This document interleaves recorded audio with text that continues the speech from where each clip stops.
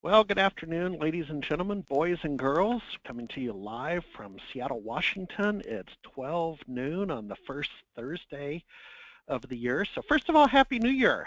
We had a little time off here at SMB Nation, and now we're kicking back into our weekly webinar series, so that's pretty exciting. We're kicking off with the State of the Union conversation. I'll get to that conversation in just a moment. A little bit of housekeeping. Be sure to use the chat feature to ask your questions, and we'll answer those different points during the webinar. We have a couple of events coming up. So we have the Bay Area, San Francisco, and Los Angeles, essentially the last week of January. We'll be getting an announcement out to you later because the website is just about to come live, but it's a one-day workshop concerning Office 365 and Windows 10. So this is kind of a return of what we did last January through June in terms of that tour. And then in late February, we have New York City and we have Seattle. So keep your eyes open for some follow-up communication, and we'll be heading out to 9 cities at least between now and June. And then I anticipate another 9 cities between July and December again. So we're keyed up for about 18 cities this year. With that said, we should probably get started. So folks, my name is Harry Brailsford. You are attending the SMB Nation State of the Union 2016 presentation with Anurag and Gil. And see if we go to the next slide, please. The agenda. Want to do some introductions, and then I'm going to have a macro conversation about the State of the Union. And then Anurag and I are going to team on macro and micro based on a couple of recent blogs he's done and some research. Folks, what I need you to do is I need you to look over in your control panel and look at the handouts. There's a handout for you to download. And with that handout, if you could quickly read the blogs or have it on screen number 2, pay attention to the webinar, of course, but we're going to be using the 2 blogs from Anurag over at TechIsle as a resource. So again, there's a handout over on your control panel. Then we have a Tira moment. Appreciate Tira's support and generously underwriting our efforts to educate the community, and that'll be with Gil. And then we're going to keep Gil around in the second half and continue our conversation about the MSP macro and microeconomic scenarios for 2016. So without further ado, and I believe everybody can see the screen, folks, let me know if there is any issue with the screen, but I think we're okay. Let's hop over to the general macro discussion. I want to spend a few minutes on this. I'm a student of CNBC, the Business Broadcast Network, and that comes in more handy than you think. It offsets my geek side so I can have a business conversation. I don't always understand what they're saying, but excuse me, it does keep you current. And it is, I'd recommend you take a look at CNBC or Fox Business as maybe your background white noise. So first, I want to highlight the interest rates climbing. An MSP from our community who was a MSP coach and is now, of all things, a real estate broker on Bainbridge Island, Matt Makowitz and I recently got together. A lot of you know Matt, and he moved on. It's doing great. And we're talking about the interest rates climbing in terms of, they've been artificially suppressed for a number of years with the financial crisis. And so, essentially the Fed is signaling we got to get back to sort of a natural market. And it's not all bad. And here's what it means, is I think it's going to get people off the dime. The quarter point uptick is actually good for the housing industry and real estate industry. And then that drives a surprising amount of activity down in SMB in terms of carpentry and labor and supplies and so on. So it's actually good that we're starting to see an uptick because it's getting people to finally commit. And I would offer last year and the year before, that was our biggest challenge, was just getting people to make a decision and commit to spending money and doing something. And I think So we're going to give the rates continuing to climb I'm going to put that in the wing category. As the equity markets continue to fall, so today, if you've been tracking the last couple of days, the China bubble is bursting. You can read it a couple of different ways. I don't think we got real excited, quite frankly, and I don't think Main Street was really impacted when the market essentially doubled over the past several years. So I'm going to call this an even. I don't think it's going to impact us.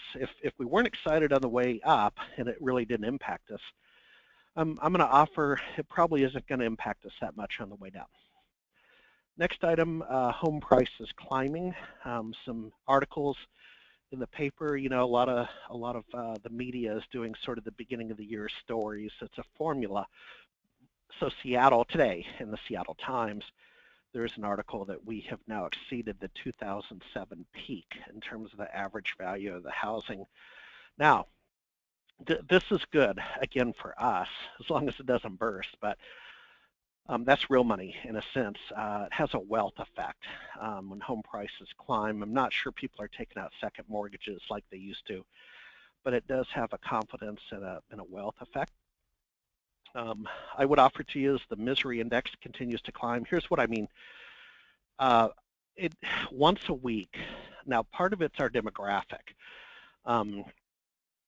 That a lot of us in the SMB Nation community started on the server side of the client-server era. Some even go back to time sharing, and now we're headed into cloud.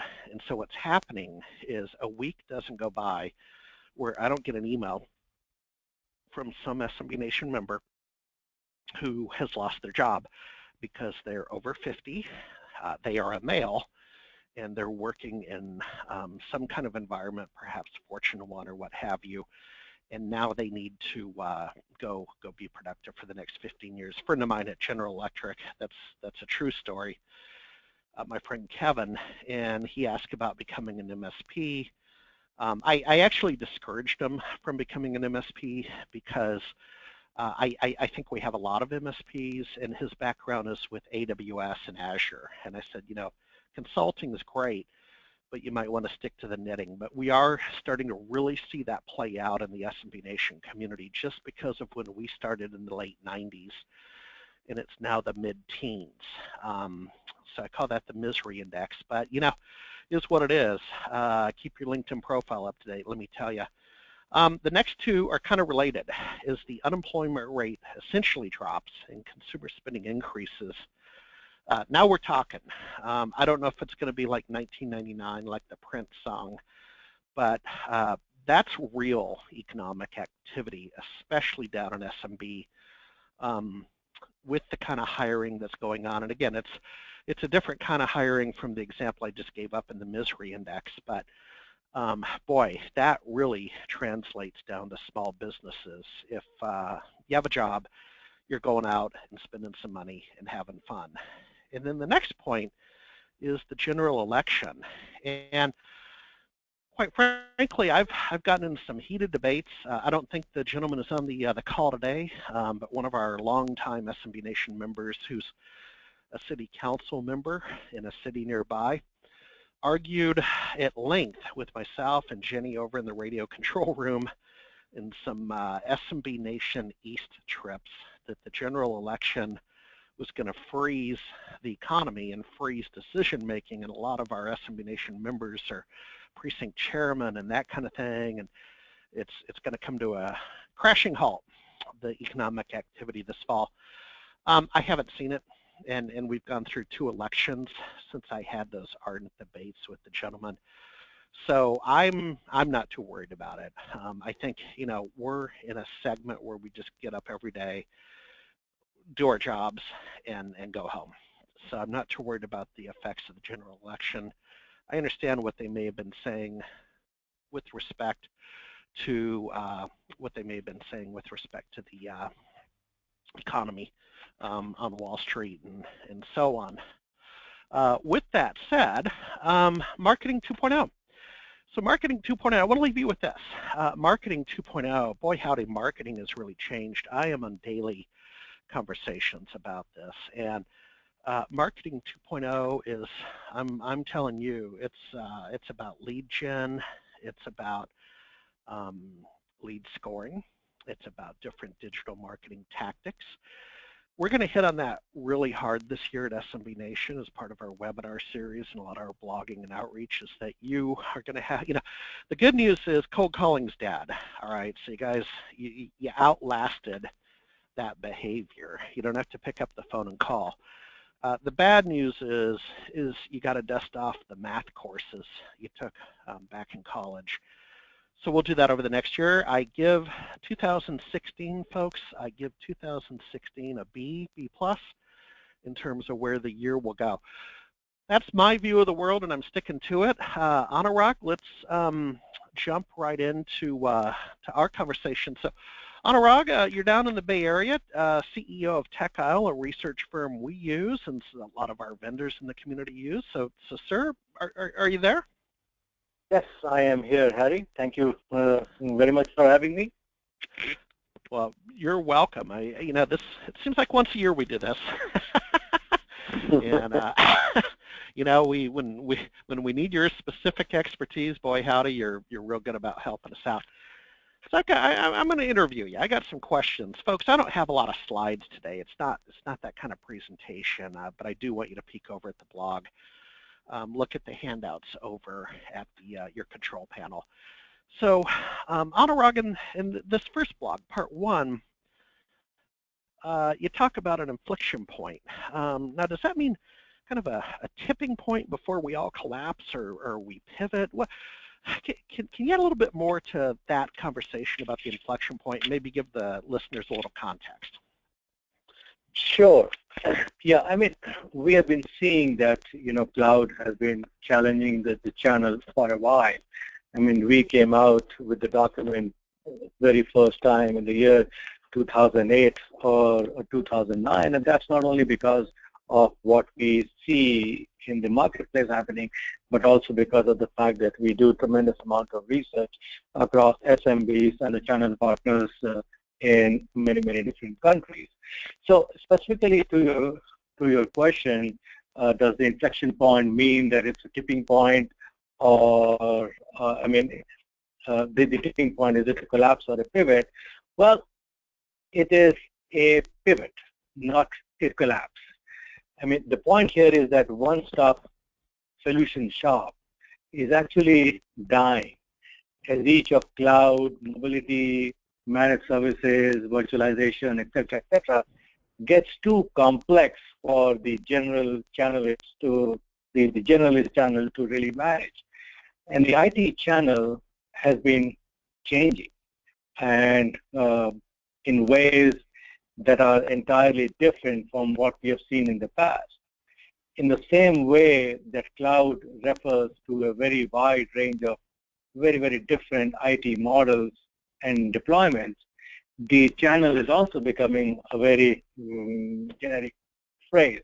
So we actually believe that over time, success in any of the areas, of whether it be cloud or mobility or managed services, will really require discrete focus and investment, which will actually reduce the opportunity for the same type of success or focus required from the channel in other competencies.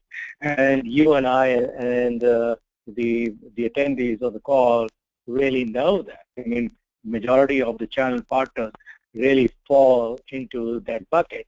They don't have the expertise, they don't have the financial muscle to be able to really provide that one-stop solution across all different fast emerging technology areas.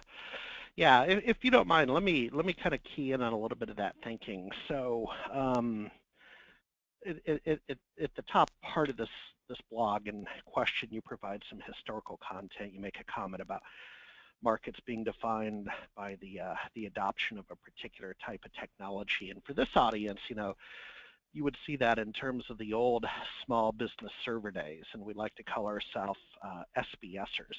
So that point's well taken. But, Anurag, I'm not sure if I'm seeing a cult-like community emerge with any particular cloud product like O365 or quite frankly AWS. So I wondered if you wanted to, agree or disagree with me on that. But it seems like, what I'm trying to say, that we built a whole business model around a product. Product's gone, and I'm not seeing people do that again. I don't know. What are you seeing out there in terms of the channel? Yeah, so talking from a channel point of view, yes, agreed that you are not seeing a cult-like community emerge around any particular type of cloud product, and specifically you mentioned Office 365 or AWS. But what we are seeing is that if there is a cult growing, it is around hybrid IT. Oh, okay. And it is quite possible that the cloud broker business model will get to this level as well.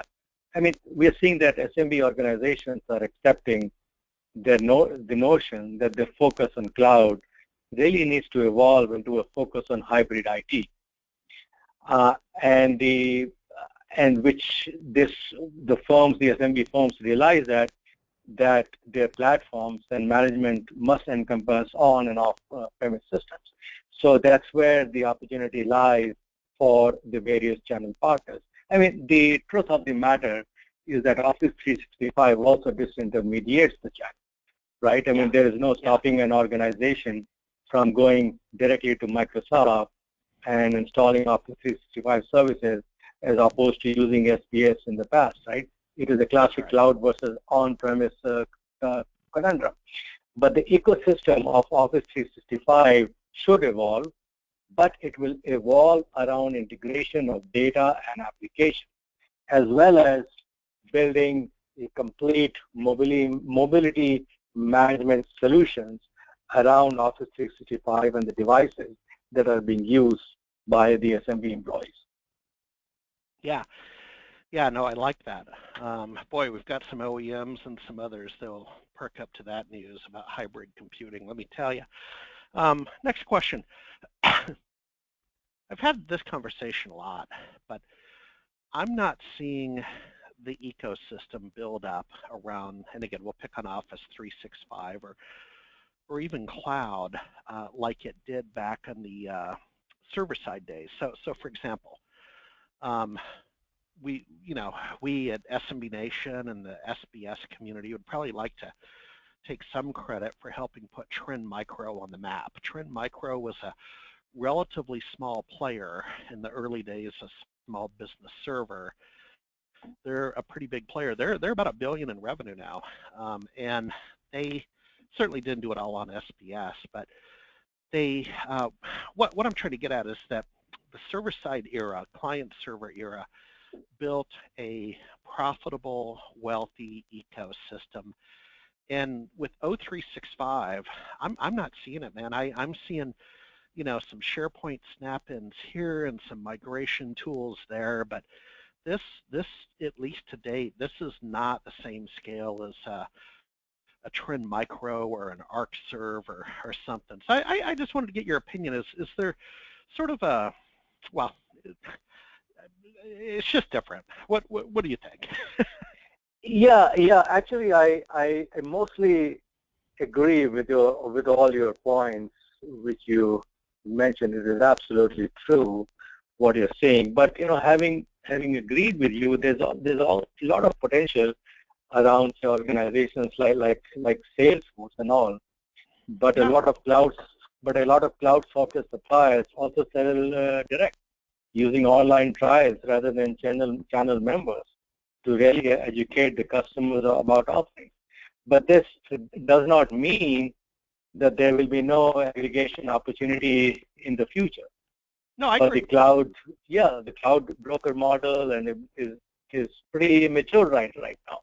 And the traditional channel has several barriers to surmount. So, it's very interesting that you bring up some of these points because of what is happening within the cloud parameters, it is very easy for an SMB customer to really price comparison shop. Right. I do not know if I can bring this up here, but I will say it anyways. For example, if you go to GoDaddy website, right, they offer Office 365, at $5.99 per user just for the email part of it, and the renewal is at $10 per user, which is twice which is twice of Microsoft. And the only assertion that GoDaddy has is, hey, because we provide you world-class support and service. Well, for an SMB customer, that is having one user for the price of two instead of going to Microsoft. So those are the type of challenges that get created. Yeah, I would agree. Hey, couple more questions from blog number 1, and then we're going to hop over to Gil with a Tira moment. So Gil, if you could start to tee up. Jenny, if you could be on notice that we'll transfer the presenter mode over to Gil in just a couple minutes. So Anurag, let me collect my thoughts here. Quickly, let's go over the first 4 points in your blog, sort of the not first 4, but the 4 kind of business models. So the mobility, the MSP. Why don't you take a second to define that? And then my real question is, you put a big emphasis on mobility that kind of caught me off guard. You raised some valid points, but first let's define and then maybe answer my question: why the emphasis on mobility? Yeah, I mean, let's. We all know Mark Anderson's famous quote, right? Software is eating the world, and I read somewhere that mobility is eating software. So, which means that essentially mobility is eating the world. So everywhere, and especially outside the U.S., the mobile device is the key to information access and use. So, in the past, we all used to sit in office space, but today the workspace isn't defined by windows and walls and common area couches. For millions of SMB employees, the workspace isn't a physical location. It's a virtual space defined by access from multiple screens, which are used from multiple locations. Right. And, right. 1/3 of SMB employees today spend at least 20% of their work time away from the central office, and 80% use mobile devices to access corporate information. So the point one has to remember is that if the office is defined by devices, so too is workplace defined by the ability to work from wherever those devices and the users are located. So mobility is now firmly ingrained in the DNA of each and every organization. So this is an area that really cannot be ignored, and mobility is enabled by cloud, and virtualization helps in managing that mobility. And then you have the MSPs who can help in managing and implementing the mobile applications and the devices. Last question for part 1. First, kind of a couple of high-level comments, and then I'll just have you respond to what I'm thinking. So towards the end of your blog, you go on to say, your conclusion: many vendors will struggle with simply understanding this fundamental change in the market, and more will fail to understand the focus and investment required to grow with partners through the transition period. So Anurag, my view of the world is this: is that it is a disruptive time. In the last 6 months, I've seen 3 traditional RMM vendors go through some upheaval. And this is public knowledge. So the GF marketing team was let go. Carolyn McLennan over in the UK, I'll offer that was a little bit of a restructure and change in priorities. AVG publicly had significant layoffs, about 24 people, essentially from their, I believe it's the Level Platforms acquisition. And then I just heard over the holidays that Kaseya had a big shakeup. They got bought out by a private equity firm. They have a new management team. They've staffed up on sales, not agents, but sales associates, and let some developers go and so on. So Is this, that's kind of what I'm seeing out there. What what was the intention of your comment about the vendors and the challenges they'll have? That's what I think the challenges are, some of the changes. Right, right. I think you have given some really good examples here, but this isn't just an RMM problem. Right. It's a channel enablement problem. In the cloud era, established partners need to change management approach, management metrics, marketing approach, technical service skills, sales approach, and sales comp models. They all need to change, or they can be displaced. Only yesterday I read somewhere that the HP Inc. channel chief, Thomas Jensen, had said that channel partners must grow their business to be more solution-oriented. But at least in the article, there was no mention of how this magical transition was going to happen and what is HP Inc. doing to make it happen.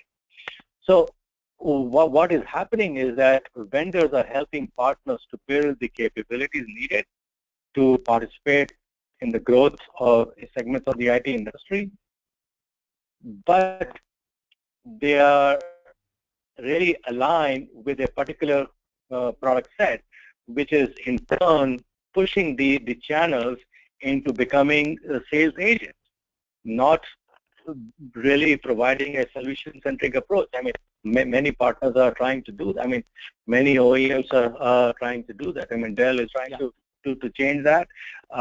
They are trying to work, the sales folks are trying to work with the channel partners and all. But the way most of the IT vendors are really approaching this is that the channel's basic position as a trusted advisor is getting eroded. Yeah, I would agree. So Anurag, let's, Jenny, if we can cut over to Gil. Gil, sir, I believe you're over in Tel Aviv, Israel. How, it must be evening. What is it, about 10 at night, 10:30 at night over It's in 10:30 p.m. Yeah. It is. I actually fell asleep. You just woke me. Thanks for that, Harry. Kidding. Okay, so Yeah. Jenny's going to make the Cool. transition. Gil, I think you'll want to look on your screen to accept the presenter mode. And away we go. So first of all, Gil, while we're doing that, thank you so much for your support. Quite frankly, it's what keeps us on the air, as we like to say. Cool. So My pleasure. Folks, this is pretty exciting. Gil, I see your slide. I see it here. Let's You rock. see my slide. Okay, Yes, cool. sir. So thank you very much, Harry, for having me, and thank you, Anurag, also for joining into this. I think that what actually kind of tells a story of Atera is that we were born out of this inflection point. We didn't exist before it. We kind of met it head on when we started the company, and it defined us. And I think that we went out from day one. Our whole purpose was to see if we can be a tool for the pivot that MSPs go through. I was told that I need to say a few words about myself before I dig into the whole presentation. Absolutely. So just a few words. I'm an avid triathlete. In the picture there, I'm there. So if anybody can find me, you get a prize. I held senior positions at HP Indigo, which is actually HP Print today. I actually joined that group when it was 100 people. It was really like a startup. I'm one of the founders of a company called Exanet in the distributed storage arena, which we sold to Dell a few years ago. And I have a few patents under my name, and three of them are, I'm the sole patentee. And I've been running Atera for the last few years. I think that the way to tell the story is a little bit through our customers or the people we were talking before as we started. What we were hearing was that this inflection point is coming, that the cloud is disrupting the business and the revenues are not like they used to be, and you don't install hardware, software, maintenance, but you sign somebody up and everything is changing. And I think that Martin, which is a customer of ours, and he's a new one, but he actually kind of represents the same people we were talking to as we went, as we started. We were hearing, and we hear from Martin and others, that they see what's happening. He understands that the market has changed, understand that you have to pivot, and then you look into the market, and there isn't the tools to pivot. You see the tools in the market, software primarily of different types, just doesn't lend itself to help you pivot. The primary reason is that these pieces of software are very expensive, very complicated. They have this business model that if you grow, you're going to pay more. So the more you grow, the more you're penalized. It's kind of PC and server-based pricing models. The complexity is such that it's really tough to get these things up and running. And then after you get them up and running, to get them running on a day-to-day basis isn't that simple. And Martin, in his case, looked around and actually knew what he had to, knew what was happening, knew what he had to do, and there was actually no way out. The specific things that we heard, this was even before we started our first line of code, was that all the software is legacy software. Usually you have to buy 3 different pieces of software, an RMM, a PSA, and a remote to run an efficient business, a remote control or support kind of software. It's all complicated. It's more complicated because you have to integrate everything. It's very expensive. The whole PC server-based pricing model is not predictable. You get a 10-page price list, so it's not really transparent. And it's very tough to make this transition with this kind of tools. When we looked at this, it was a bit difficult for us to comprehend because the whole team came from, it's quite a few years ago, but came from, see, 1 second. Hello?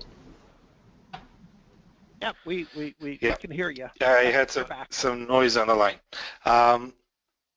So we started to code, and we had something in mind, because that's what we do, we code when we don't know what to do. When we see a market that has this problem and has this pivot and there's no solutions that we see that can do it, we start coding. And we had this vision that we're going to make something that is simple, is all in one. You don't need 3 different pieces of software for doing this. And the fact that everything lends itself to be coordinated and work together makes even more sense that it'll be all in one. Has to be deployed all over the world. Has to be really easy, simple, beautiful in sense of the user experience. The onboarding needs to be easy and simple without consultants and implementation teams, etc. And somehow give us a real modern and disruptive pricing model to it. And actually what made this possible was the fact that we did it in the cloud. We developed it in Azure. Atero was very quickly chosen by Microsoft for its Microsoft Azure Accelerator. Our team was actually started developing within Microsoft. I didn't know that. By the way, congratulations. Oh, yeah. That's a competitive award. I did not know that. Please continue. Well, that was a few years ago, but yeah, back. The whole team, the whole R&D team just went to Microsoft. And they have these, every expert in every field that you can imagine working with them, user experience, databases, networking, etc. And that's how we kicked it off. The fact that it was in Azure allowed us to do it in, worldwide deployment with the press of a button. And the whole cost structure of what we do is very different. So the pricing model we have is not just that, we want it to have this disruptive model, but our whole cost structure lends itself to that. This is what came out. We are pretty proud of it. We're very proud of it, actually. Let's see. Hey, Gil, yeah, just sure. to Oh, there we go. Your screen updated. I had the kind of the how you started screen. Now I see the Atira software screen with devices. Okay, thank you, sir. Okay, sure. So first of all, the software is in the cloud. It's all in one. It's very friendly. It's very easy to onboard. We always get questions. Okay, how much is an onboarding team? How much will it cost us? How long will it take? And we always say there is no need for an onboarding team. If you have to have one, we'll do it, and we won't charge you because we won't have them. They won't have anything to do anyway. Our pricing model is very simple. It's based on users, technicians actually. So if we have a customer that is one person, he'll pay for one user. That's it. And he can have as many servers and as many PCs and laptops monitored in the system, no limitation whatsoever. So it's very predictable. He exactly knows how much it's going to cost him. It actually starts at $59 per month, which is really a low price. And this is a tool to pivot because it's a full management tool. It has various cloud solutions within it for the reselling part. It's a hybrid monitoring management system, so it manages the cloud and on-premise, etc. Let me move on. This is a quick kind of view of the platform. The interesting thing in this slide is the left-hand blow-up of the tabs, and you can see that in this single thing you have basically all the products in one. You have tickets, which is PSA, and you have alerts, which is RMM, and devices, which is RMM, and customers, which is CRM, which is PSA, and knowledge base, which just kind of sits in the middle, and online backup and mail security, which are cloud services, and the analytics, which is more PSA than anything else, or a combination of the two. So it's a very, this is like a tool to pivot at a very, very low cost. I like it. You like it? Yeah. Maybe we'll rename the tool Pivot by Atira. Pivot by Atira. You got it. You got it.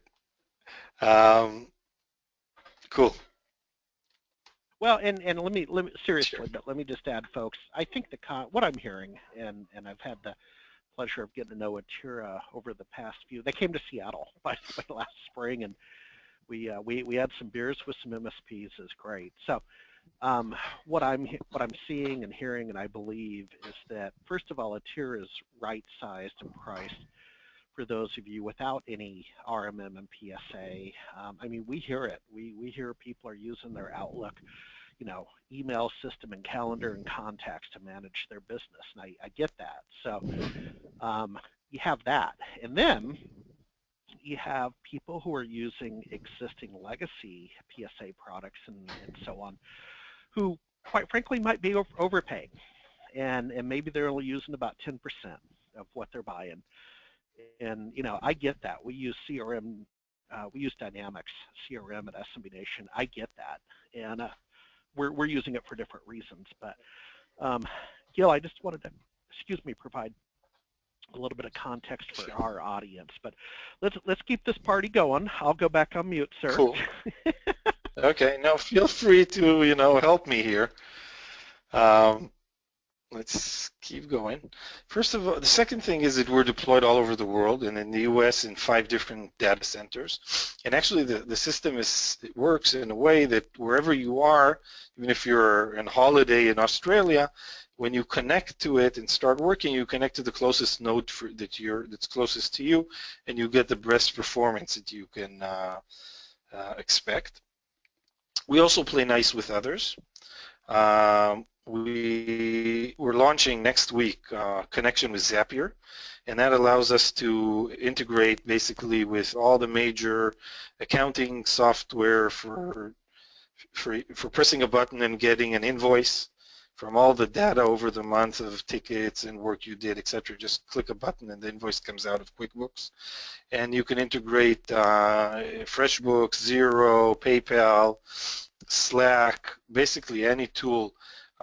You can move data back and forth. Well, let me give some if you don't mind, context to that slide. That Folks, some of you know, most of you don't, but my in grad school, my master's was in project management. It was over actually in the construction management side. Now, Gil, what was totally cool about that is the degree transferred seamlessly to technology, right? Because it was it's the same workflow to be a project manager. So that saved my bacon, let me tell you. So Trello is a Scrum project management package, and I want you all to take a look at that. I want you to take advantage of this integration because that's a modern project management system. I grew up with a thing called critical path method. Some of you have used, God forbid, Microsoft Project. It's too big, so I want to call out Trello. And then the other thing is Slack. It's a unicorn. We're using it at SMB Nation. I'm trying to get a client to use it right now. It's basically an email replacement, for lack of a better word, internally and on Teams. So, Gil, I just wanted to call out 2 logos, but good stuff. Sure. If I can add to that, we use Trello both Trello and Slack constantly for both of the reasons Absolutely. You brought up. Sure. Another thing is next week we're launching integration of Citrix Go to Assist. So even though our whole philosophy is around a single platform that does everything, including remote connection, and we have that built in, we got a lot from our customers that are using Go to Assist already and they want it integrated, so we just added that. And our whole philosophy is to make the software into a platform that you can use any of the tools around you that are helping you within the platform. I chose another one of our customers because he's a funny guy, and his name is Manny, and he keeps on saying that anybody not using Atera in general, not only to pivot, but just in general, is crazy.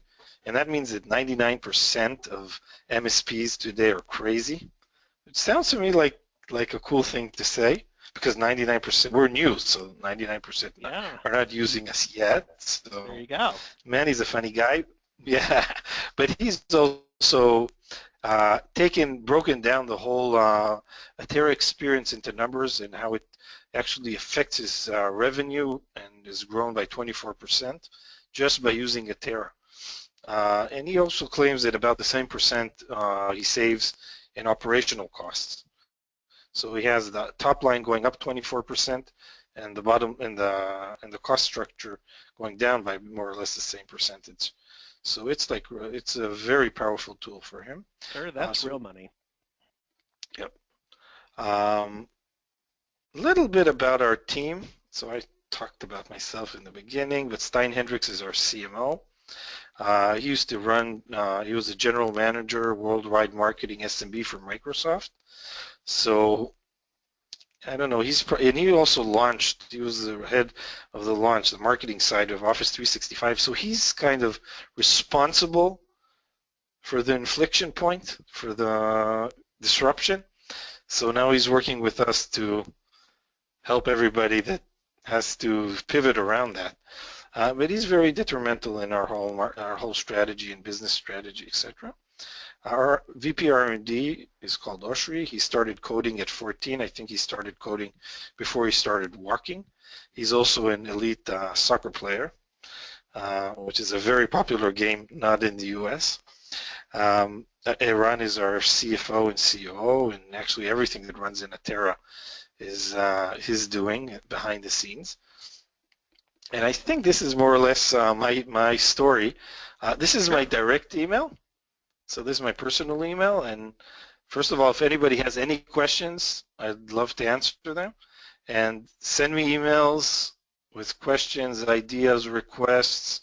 That's the most important thing for me, are these direct emails and conversations that we have with our customers. We have, by the way, hundreds of customers all over the world, and we've started our US operations just now. But we have customers from Australia to Africa, New Zealand, Europe, the US as well, etc. Yep. I'll excuse me. Sure. I'm fighting off a cold. I think you resembled that recently, if I'm I, correct. You had a I cold, think and I think you got it from me. there we You go. got it Into the from me, phone no line. question. You know what I'll do, folks? Exactly. Folks, I'm going to ask one question. There are a couple, and we'll save those to the end. But in all fairness, here's a real good one. Uh, does Atira support Apple Mac platform, or is this just Windows only? What about mobile device management? So I will take that question, then we'll get back to Anurag. Gil, go ahead. Sure. We support Apple Mac through SNMP monitoring, and the remote connection, etc., to Apple Macs is done through the Citrix and go to Assist integration. So you have a full Windows and Mac environment. We have a very powerful agent that runs on Windows machines, but monitors within the network anything that moves, from printers to routers to firewalls, etc. Atera is also very close to Checkpoint in terms of security, so we have a very elaborate Checkpoint integration in our product. But I moved off topic a bit there. But that's and we don't have anything yet on mobile. Primarily because we're hearing from our customers that it's not business yet. So we're not getting real, but it might have changed quickly. But this is what Sure. we're not hearing from them yet, that they need that. So it's not, we haven't done it yet. Okay. Any other Thank good you, sir. questions there? Well, Sure. I have one I'll save till later. It's Atira versus Okay, cool. AVG versus Lab Tech, and those are maybe a longer story. Let's do this. I'm going to Yeah, put that one over in the parking lot for a minute. Jenny, if cool. you could kick back to me as the presenter, want to circle back to our academic State of the Union conversation, and then we'll take, and I see more questions rolling in. So we'll ask questions at the end. So I'm going to go ahead and show my screen. And Gil, could you confirm that you're seeing the slide that says basically part 2? Are you seeing part 2 now? Yes, we are. Okay, thank you. Appreciate that. So with that said, Anurag, welcome back from the Bay Area, sir. Let's jump into it. Folks, if you came in late, what I want you to do is in the control panel, go to handouts and download the handout that relates to today's conversation. Earlier in the webinar, we'll get you a repeat link. I had a slide where I covered off on sort of 10 State of the Union observations. We're now reviewing 2 blogs from Anurag that he did recently that I thought were spot on.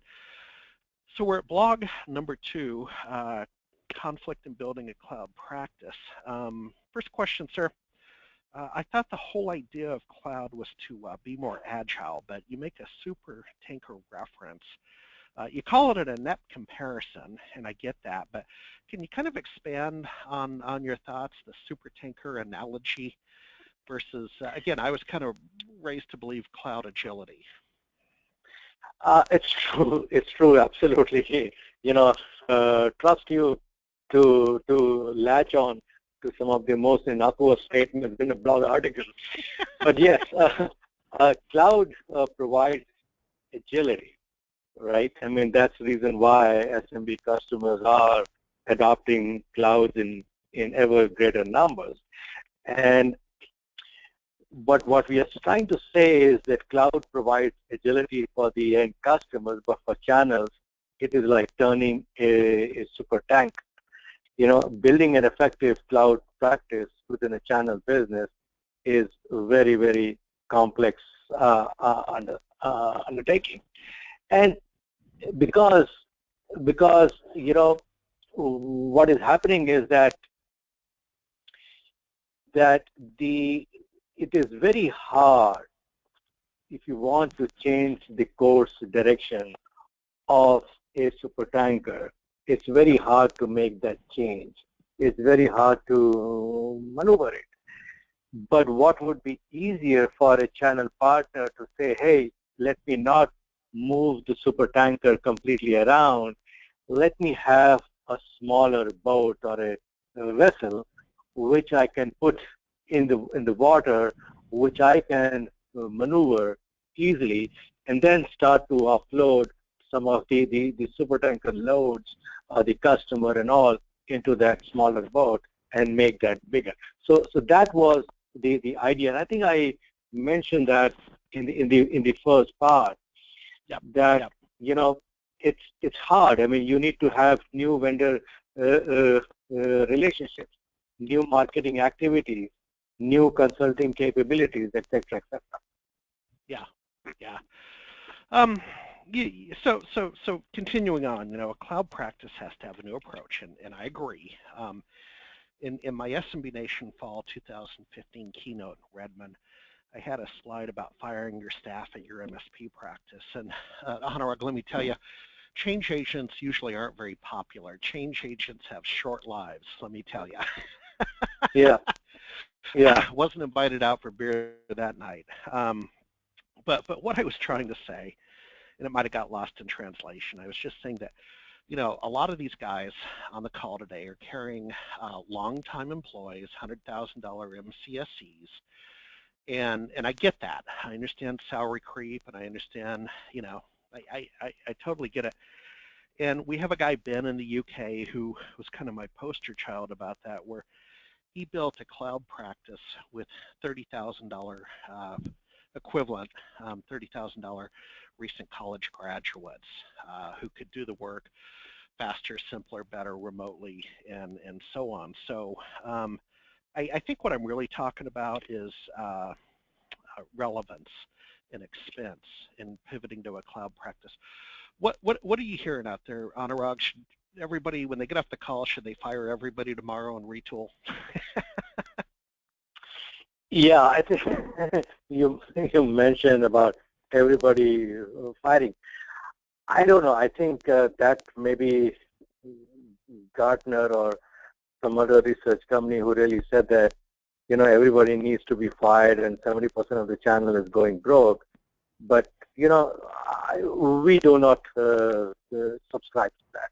I mean, over the years, the surveys that we have been doing, I mean, we do thousands of channel surveys, and we are steadily seeing that the revenue increases are happening within the channels, and that channels are successfully able to transition to a cloud practice, and they are becoming more and more successful. But the point here is that the channels derive their business justification from value add to vendors and users. And the vendor part of this equation is also under tremendous pressure. The user side is still important. So how do the channel members evolve their business and maintain viability while meeting the user needs is the important part of it. And those who are able to understand that, they are able to make bigger leaps. But those who are not able to understand that quickly, they make those incremental leaps, but they generally move in the right direction. But your specific question about the MCSE, and we all know that within the channel, some skills will always remain. But it's our point of view that MCSE may not be really one of them. Yeah, exactly. So let's talk about the value chain. In the second blog, folks, we have a abundantly complex paragraph, and I contend that even though you state 80% of the channel firms offer some type of channel services, cloud services, yes, and 60% intend to see increased cloud revenue, yes.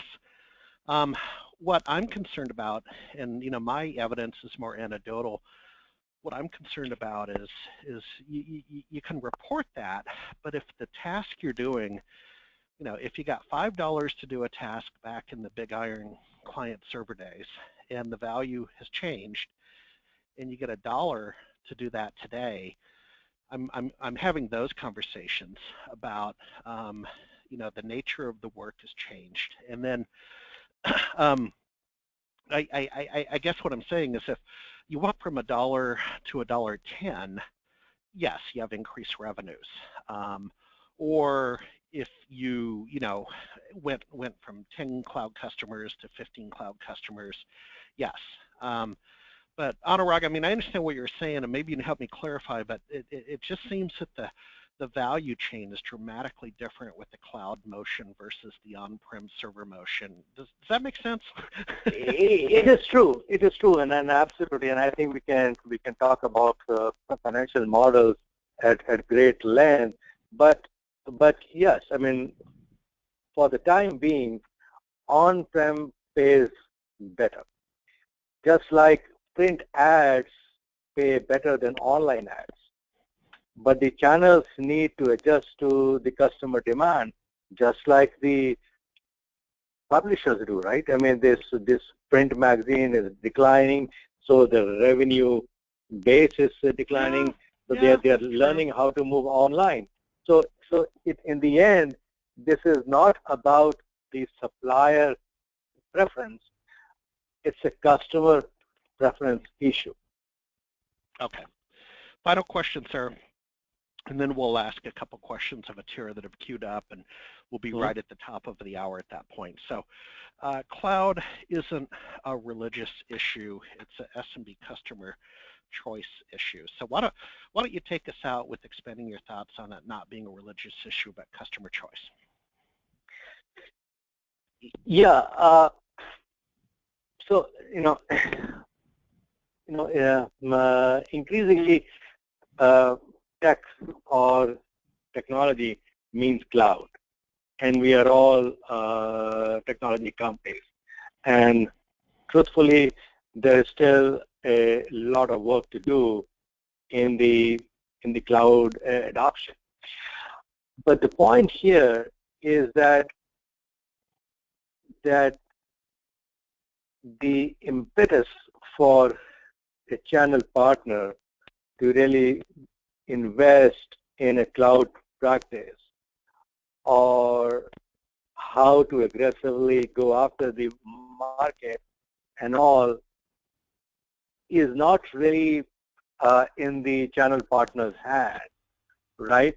The channel partner may choose, hey, I don't want to pursue cloud at all. And the SMB customers may say that they may adopt cloud or not. But the fact of the matter is that cloud adoption is happening. So it's not a question of whether, should we enter into a debate, whether it's there or it's not there, or whether my customers are adopting cloud, or should I go after it or not. In the same way, the debate is whether the customer is adopting private cloud or public cloud and all. These should not be seen as really religious, debatable issue. It is happening, and better be get on the board, or actually lose out. Okie dokie. Well, sir, thank you again. Hopefully we won't wait a year to have a conversation with you again. Maybe we should do a mid-year check-in. Folks, be sure to sign up for the newsletter over at Tech Isle. It typically comes out on Sundays, about the time as our Sunday paper. And it seems like every week you have a new study or survey and results, the blog to share. So thank you, Anurag.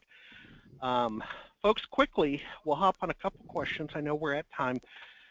Gil, there's two questions that we really can't answer here, but I would offer there more requests. I have one individual saying a comparison between Atira and AVG or LabTech. And I have another individual saying, can you give us sort of a comparison? Let me scroll down. Hang on. There it is. A comparison between ConnectWise and Continuum. So, Gil, maybe what we need to do is you'll be able to have communication with the attendees after the show up on email. So maybe if your team, if you have a battle card ready or some references, but that's what I'm hearing is they kind of want a side-by-side feature comparison between some of the players. Sure.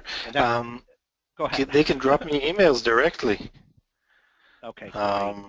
Maybe that's the best, and then we can get back. We can chat offline, and it's very hard to. This is apples and oranges. It's LabTech is. I don't want to talk about the competition here, but it really is modern software versus very, very legacy clunky software. Longer conversation. Longer conversation. Please drop me an email. I'll answer immediately. We can schedule a call. It'd be great.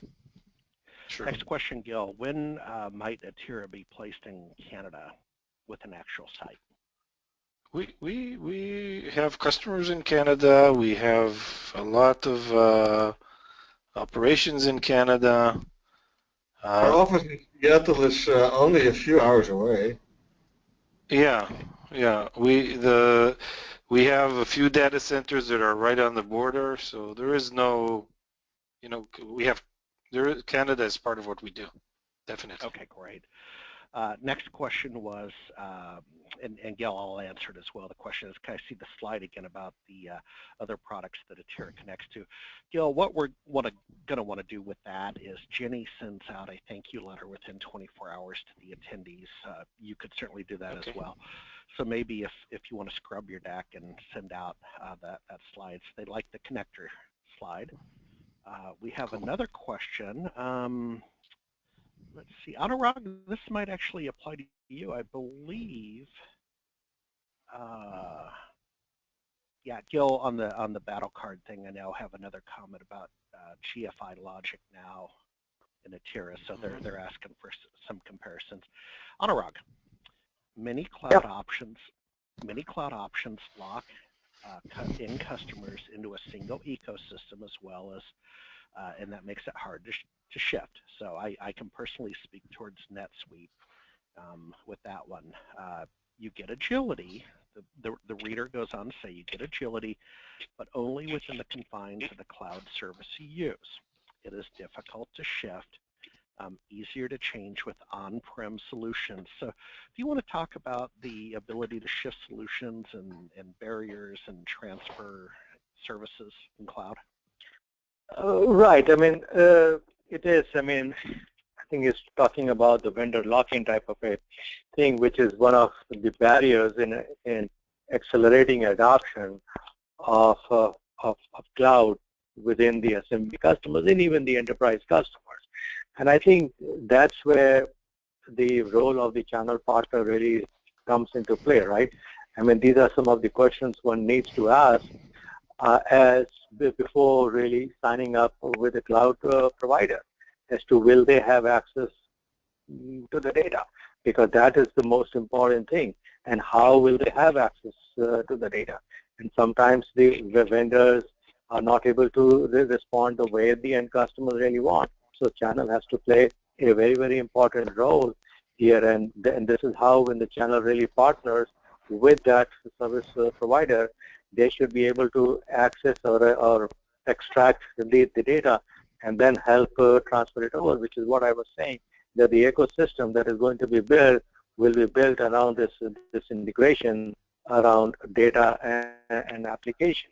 But by and large, what we are seeing is that there are channel partners who are able to build those level of connectivities for the SMB customer to be able to remove that level of vendor lock-in, and it's dependent upon the expertise of the channel partner. And the point about agility should not be confused with the fact that, hey, I should be able to move from one vendor to another vendor if I am not satisfied with a particular service. The agility comes into play when you really have to talk about, hey, you know what? I am able to introduce products and services much faster in the market than I was able to do that before, because I don't have to wait for on-premise systems to be up and running or to be customized. Or as and when the new features are added within a cloud provider's offering, I can take advantage of those features and functionalities very, very quickly right from day one without even doing any additional level of customization. So agility also takes many different forms. Well, there we go. Well, sir, we'll make that the final word. Folks, we ran a couple minutes over. Maybe it's just going to be one of those years, too much content, too little time. So thank you for attending the first weekly webinar of 2016. This has been the SMB Nation State of the Union annual presentation. Jenny's going to kick out a thank you to you with a couple of things. She's going to kick out the presentation decks. She's going to get you a link to how to review the presentation. There'll be some information tomorrow when she sends out the email about the first workshops we're having. The site will be live a little bit later today. That was San Francisco and LA the last week of January, excuse me, and then New York and Seattle a little bit later in February. So with that, and then we'll also, Anurag will give a reference over to Tech Isle so people can sign up for your newsletter.